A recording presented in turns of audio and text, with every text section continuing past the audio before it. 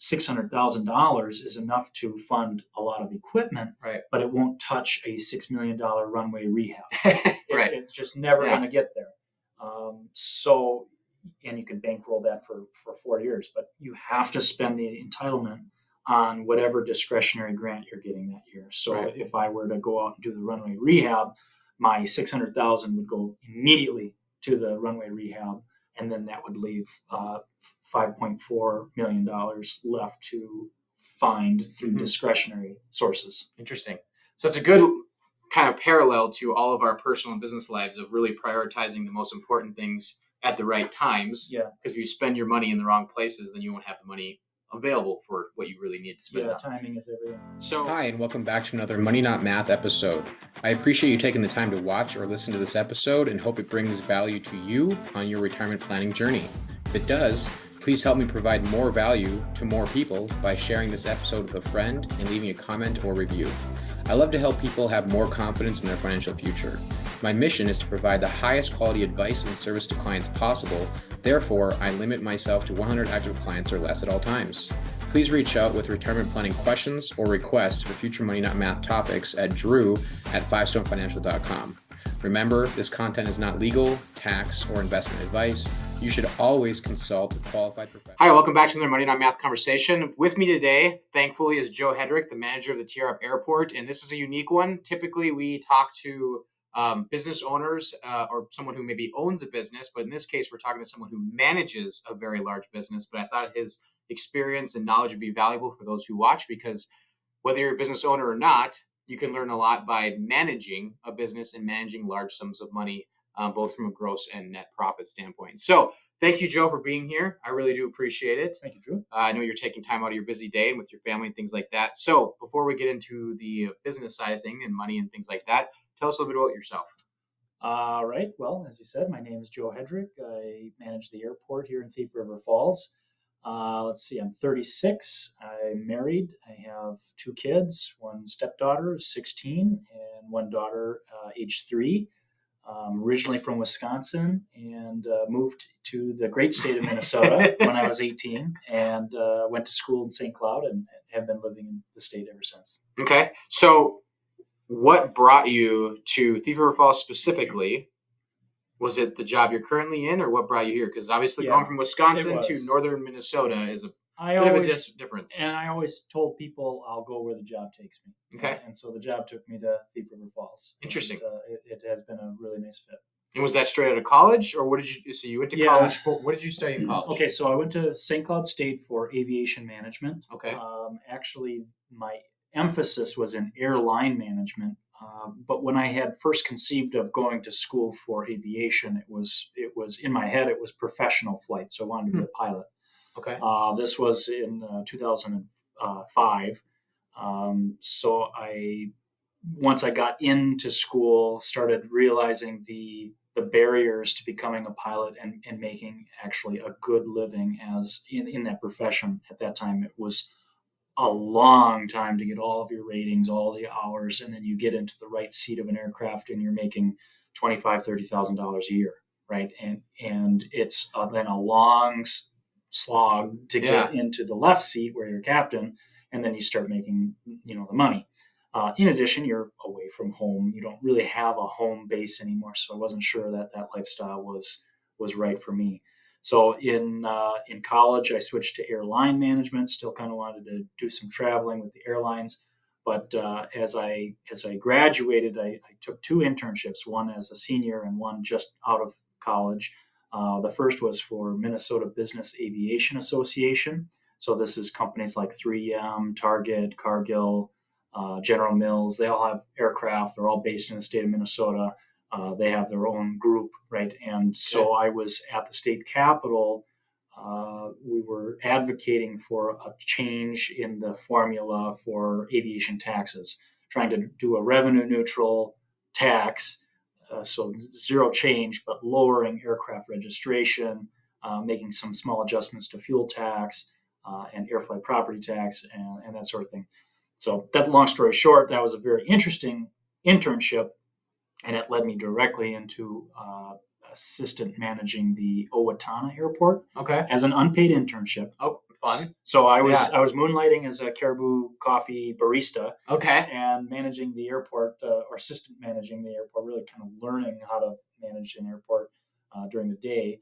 And I fell in love with the airport environment, the ability to develop, mold the airport, meet the user's needs, ensure a safe area for aircraft was attractive, and you have a home base, and so family was always top of mind for me. That I knew that was in my future. Okay. So you're willing to go where the job was, but you knew that you wanted to have family, like an actual home life one day. Right. And you volunteered your time to learn how to do your job one day. Yeah, both internships were unpaid. Yeah. And so, there was cool. Probably about a year of my life as just unpaid internships and moonlighting as I was a host at a restaurant in St. Cloud, and then barista for Caribou Coffee. Well, kudos to you, because I know a lot of people who won't even work at a job for minimum wage or close there, and you were literally donating your time with the intention of getting experience. So I think that's pretty cool. Yeah, and I mean, shout out to my parents, right? I mean, the barista wasn't paying the bills. It was enough to put food on the plate, but living in an efficiency apartment and the whole 9 yards, I definitely had some financial support from my parents in order to see that through. So then from those internships, the Thief River Falls Airport was your first paying job or in the airport industry then? Yeah, and it was the stars aligned really, because the city of Thief River Falls wanted to bring the county, Pennington County, into an airport authority. So under a new management structure where it's not the city-run airport anymore, it's not a county-run airport anymore. They together jointly formed, it's a joint powers agreement, an airport authority with its own taxing entity, but taxing authority over the entire county, not just the city. So they needed an airport manager. All of those services that might have been taken care of by the city then had to be done on its own. Okay. So they were looking for a new person that they didn't have to pay very much. And I was looking for a job where I could get 5 years of experience, and it was the most money that I ever made. Coming right out of college, with like $30,000 worth of student loan debt. So it really worked out well for I think both parties. And why did you need 5 years experience? Oh, just everywhere you see on our on airport related job postings, it's 5 years minimum experience required, and I didn't have it. So. I think the job application for Thief River Falls might have even had it on there, and I chose to apply anyway, and it just really lucked out. Nice. So tell us, big picture. We don't have all day, but obviously we want to have a general understanding. What does your life look like as a manager of the airport? Like, what goes into managing that place and all that has to go into it? Right. So the first thing is compliance. There is both federal and state regulations that the airport has to comply with. And there's a paper trail for that. So we have to make sure that we're following all of that and meeting those yearly inspections mostly from FAA. State does an inspection every 3 years. Besides that, we're just making sure that, and it's related to compliance, making sure that the airport is a safe environment for aircraft to land. We also are doing airport development. So all of the infrastructure, the pavement, the lighting, the buildings that are out there, we are first of all maintaining, and second of all looking at, is this still the right fit to meet our needs, the current needs. So with the work you're doing, hopefully I phrase this question in a fair way to respond, is what percentage is based on like a consumer like myself wanting to fly to the cities versus a big supplier like DigiQ shipping stuff all across the world every day? Well, Thief River Falls is unique in that the biggest sector is cargo. Okay. So, and we also have Essential Air Service, which is a subsidized air service program. Mm-hmm. So I guess my day-to-day answer for you is there's a lot more of our economy and the activity at the airport is driven by cargo. Okay.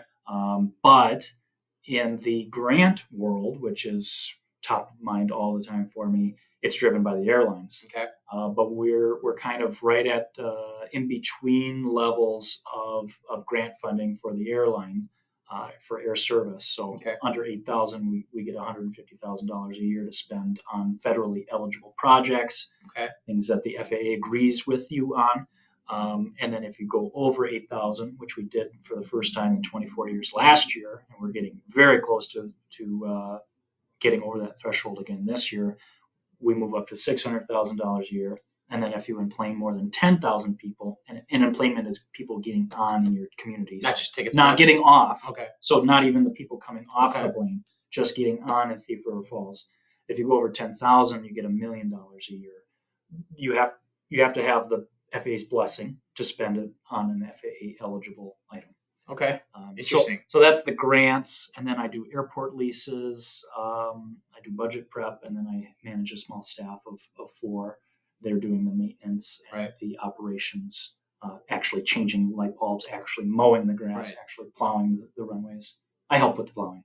So you do kind of, not only do you manage, you also help doing the work to keep staff lean. For timeliness, you know, if somebody is out on vacation or you're under a big snowstorm, I for sure jump in a plow, and it's part of the fun variety of the job. Okay. I'm dealing with FAA.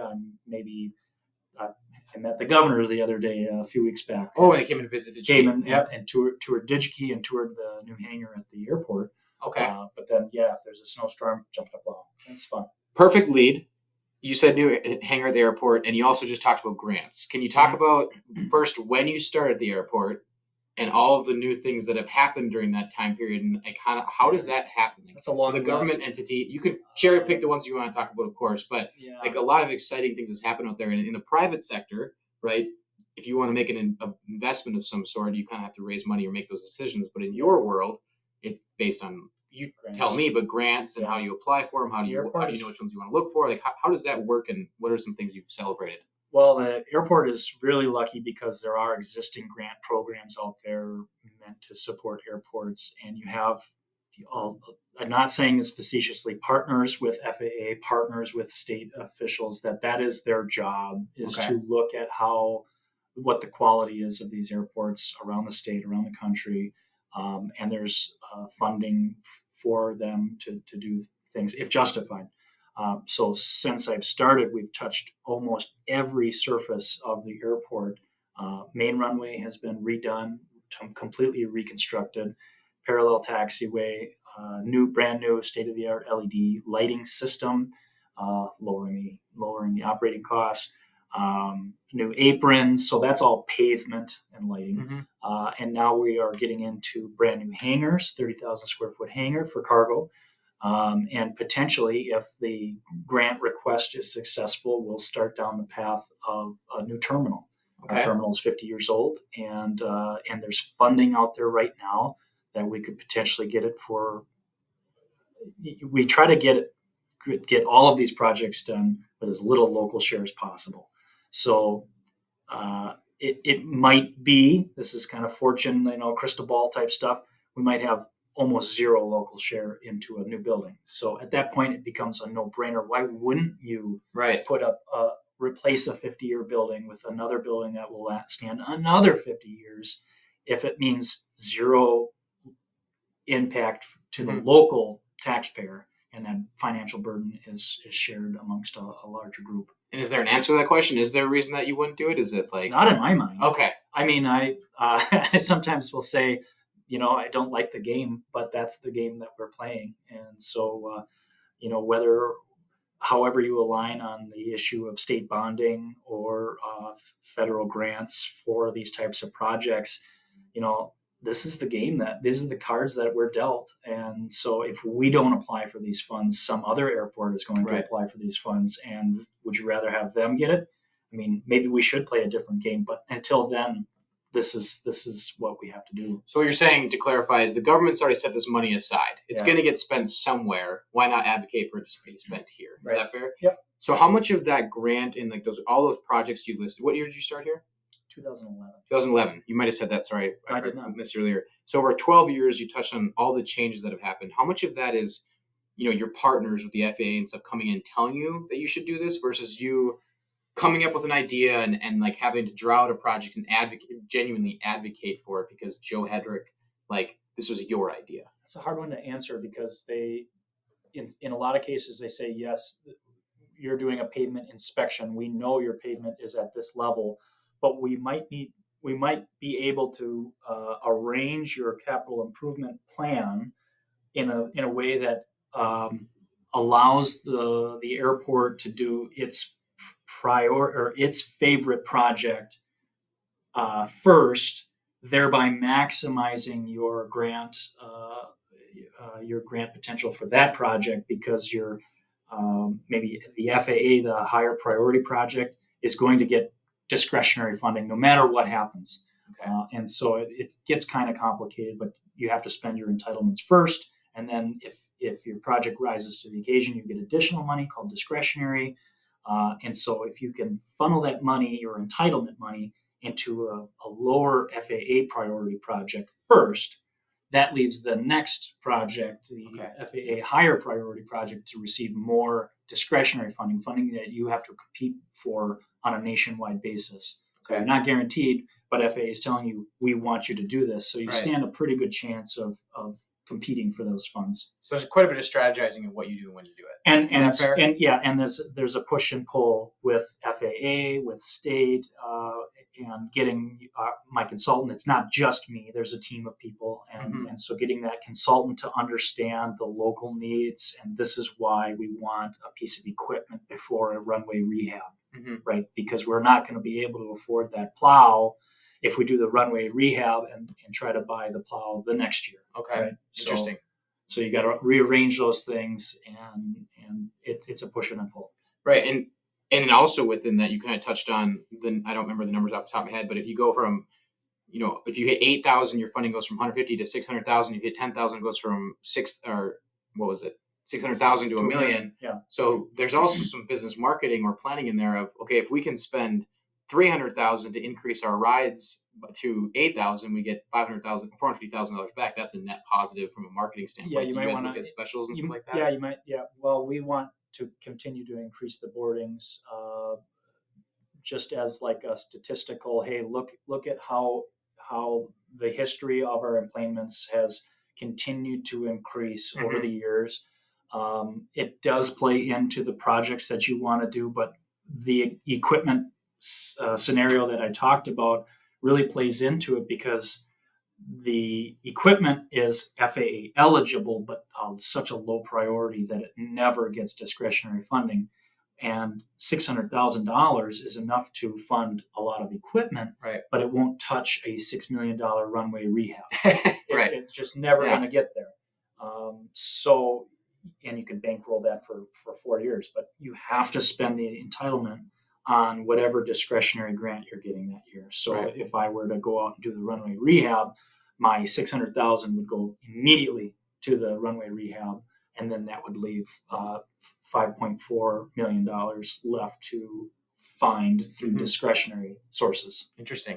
So it's a good kind of parallel to all of our personal and business lives of really prioritizing the most important things at the right times. Yeah. Because if you spend your money in the wrong places, then you won't have the money available for what you really need to spend. Yeah, timing is everything. So with that, it's your clients per se are people riding the airplanes. How do you, as the manager in the Thief River Falls Airport, what do you guys do to try to improve value or improve quality to get more people flying out of here rather than Grand Forks or Fargo or just driving, right? So how much flexibility do you have there, and what mission or kind of what objectives do you guys try to meet there? So the passengers would be one customer of the airport, but not everybody.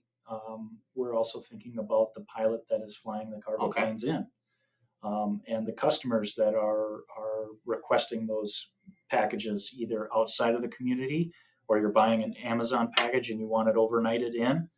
You're a customer of the airport. Good point. Whether or not you realize it. So safety is our actually number one priority. Making sure that it's a safe, and you're communicating those conditions to the pilots that need to know. Then there are the customers, and that gets into the airlines. So that comes down to, essential air service. It's a subsidized program. We're really lucky to have found Denver Air Connection, a regional jet service, something in the past that I would have said it's probably not in Thief River's cards to have regional jet service. But because of economics and the way that the everything from the cost of fuel, the cost of pilots has gone up. All of a sudden, it makes it economical for these regional jets to compete with smaller, turboprop carriers that are in the essential air service game, and they're offering competitive contracts, saying, "Hey, I could do this. I could do this route with a 9-seat Pilatus at the same price I'm doing it for a 30-passenger regional jet." I mean, that was unheard of 10 years ago. So we're really lucky to have seen that. But when those contracts come up, to your point, we obviously see the value of a regional jet over a 9-seat turboprop. And so to add the value to the customer, we see that and we say we're going to advocate for that. The federal DOT takes the community's comments into account when it's selecting a carrier.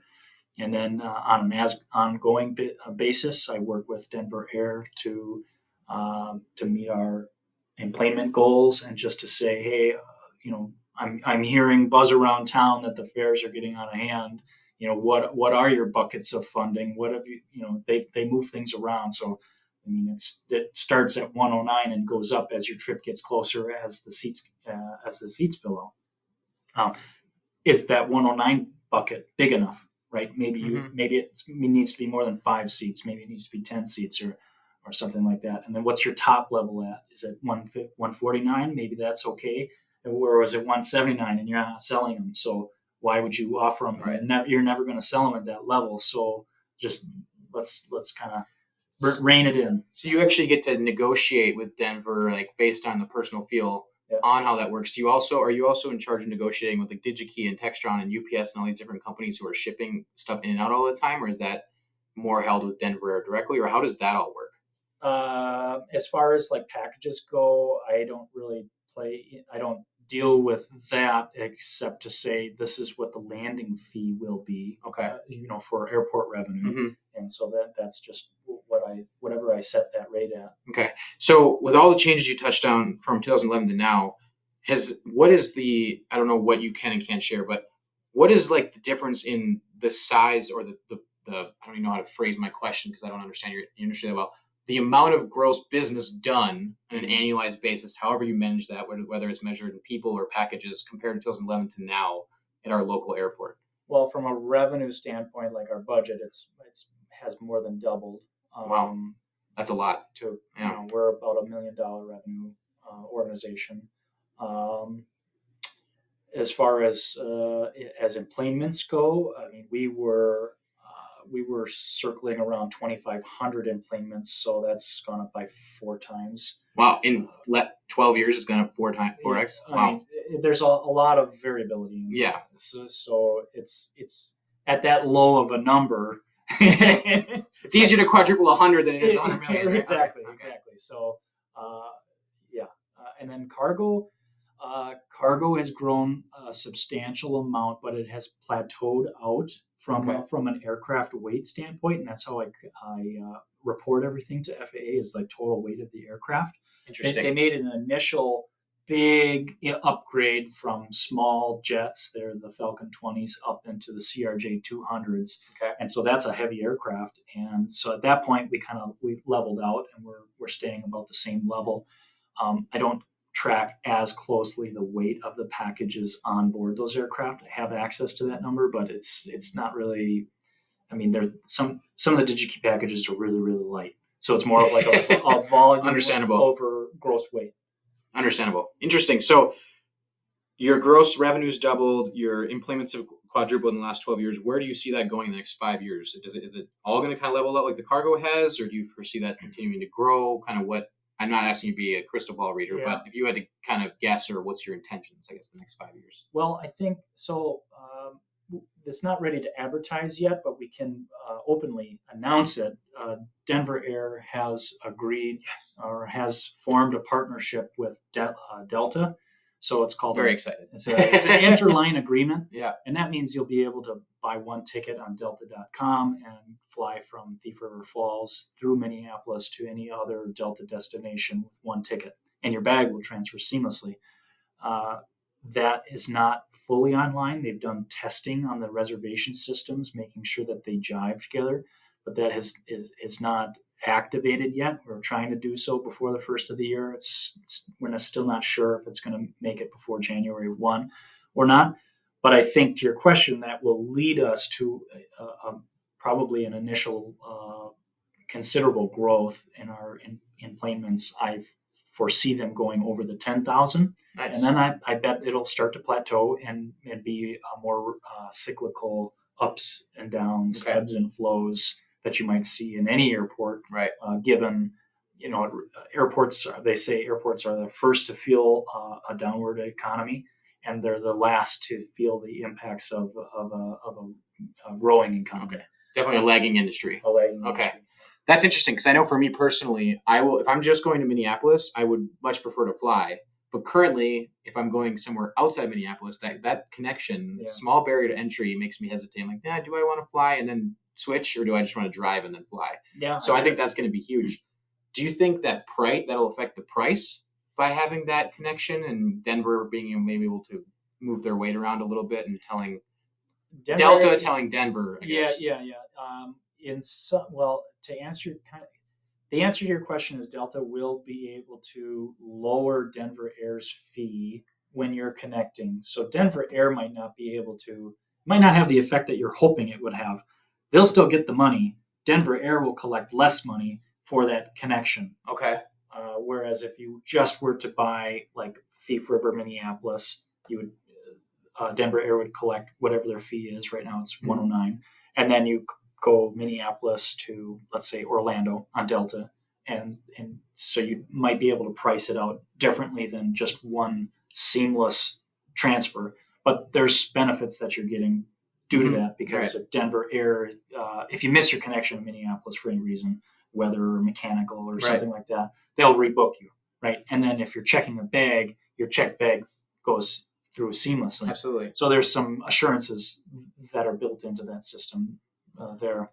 Right. So the volume may go up, but the profit margin for Denver might actually go down because they have to play by Delta's rules with connection. Interesting. But it is not as tight of a partnership as a code share agreement. So it's kind of like I called it an interline agreement. It's like a light partnership. Okay. Interesting.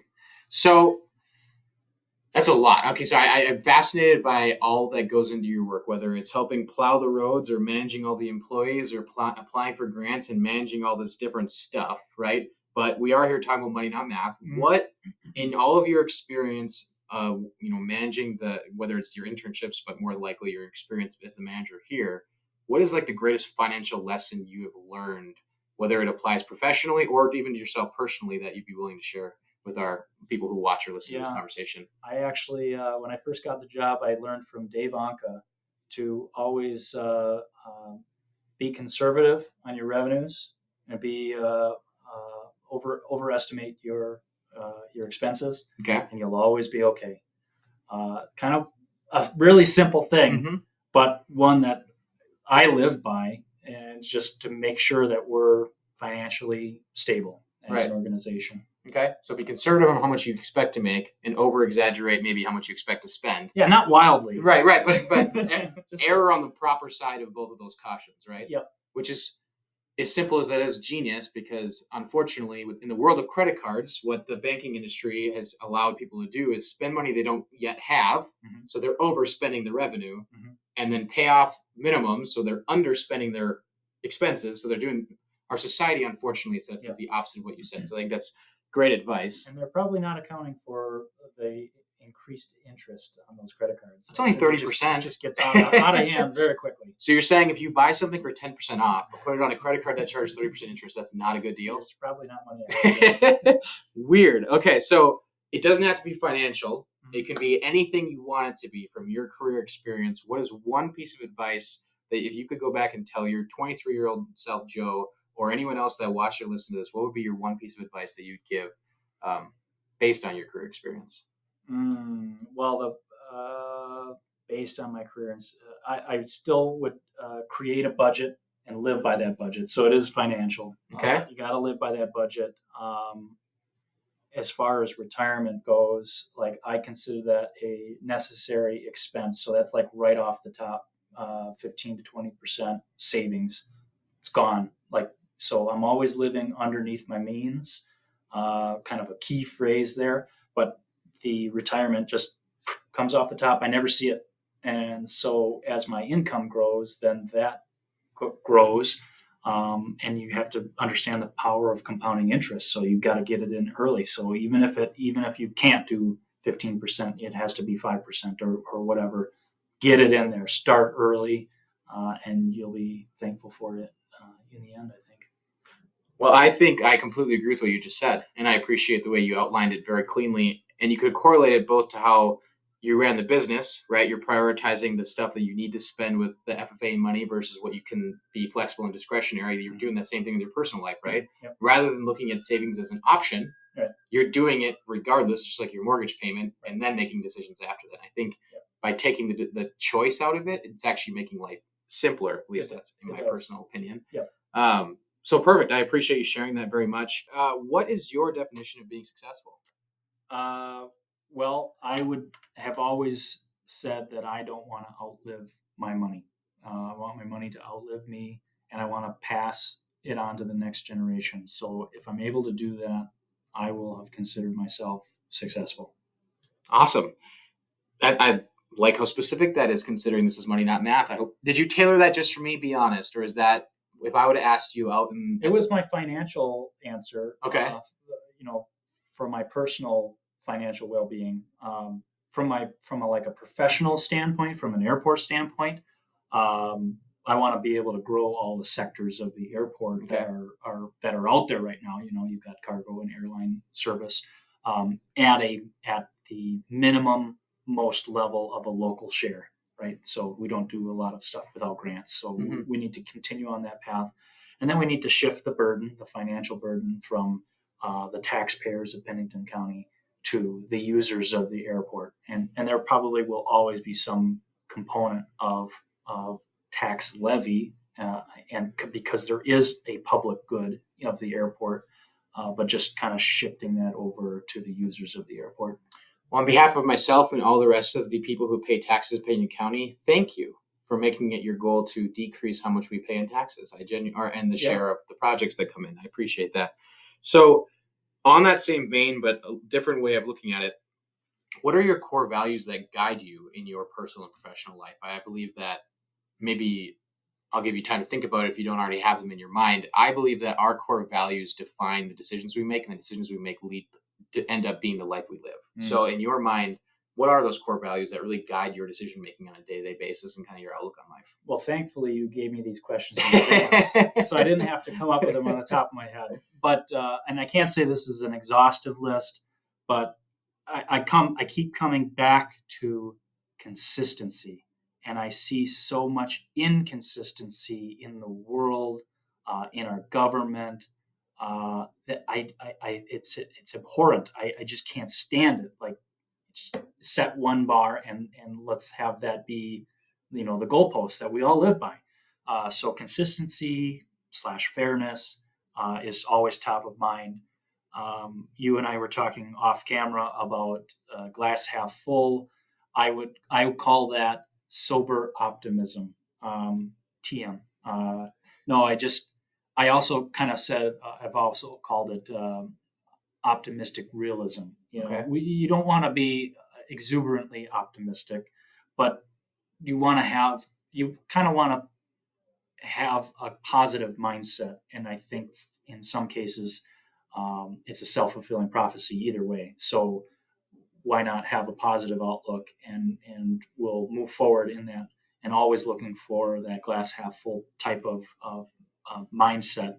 But you're bringing in that sober component, and that's where things don't always go according to plan.